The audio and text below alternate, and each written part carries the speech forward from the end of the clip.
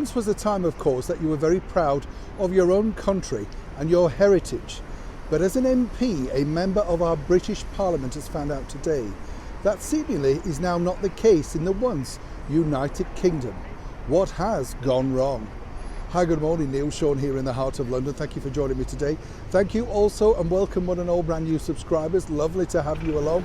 Let me know what you think about this particular story. It's one, of course, very close to our hearts in this Platinum Jubilee year. Now, as we all know, Our Gracious Majesty the Queen is celebrating this year, 2022, 70 years upon the throne. A remarkable achievement, naturally, for any monarch, but of course a record-breaking monarch like Queen Elizabeth. I've often said here, haven't I, on the show, it's amazing when you think just who she's met, who she's dealt with and who she's had to encounter. I'm sure there's quite a few that she didn't particularly enjoy meeting, but of course you never would have known it. Such has been her complete professionalism throughout her entire reign.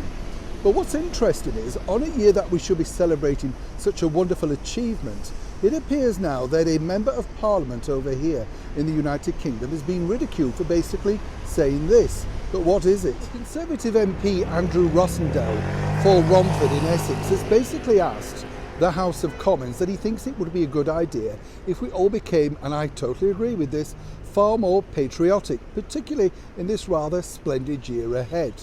Now, what he's suggesting is this: we should see more flags, Union Jacks, that sort of stuff, off government buildings, and basically throughout the United Kingdom, celebrating such a wonderful event. Not really just about Her Glorious Majesty the Queen, but about being British, simple as that. Why not, of course, endorse your own country, the one where you're living, and more importantly, the one at times that's given you refuge and, no doubt, a citizenship, and more importantly, money.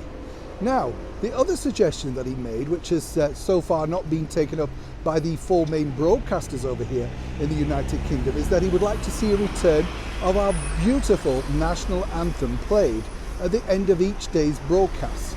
Now, a lot of people say, well, that really doesn't happen anymore, because if you remember, way back in the 1950s and 60s, when the BBC closed down for the evening, they always finished with the national anthem, both on radio and on television.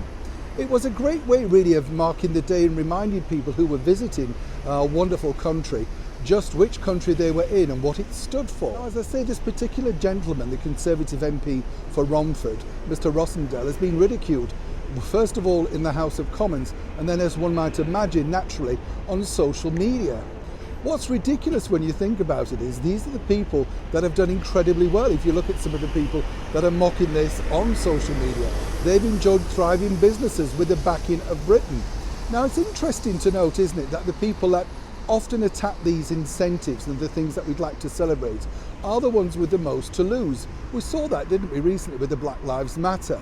All of these celebrities coming out in defence of Black Lives Matter are the ones that are multimillionaires that really don't need the hassle, but of course then could go and retreat back to their private enclaves and not to be seen again or heard of until they need some more publicity.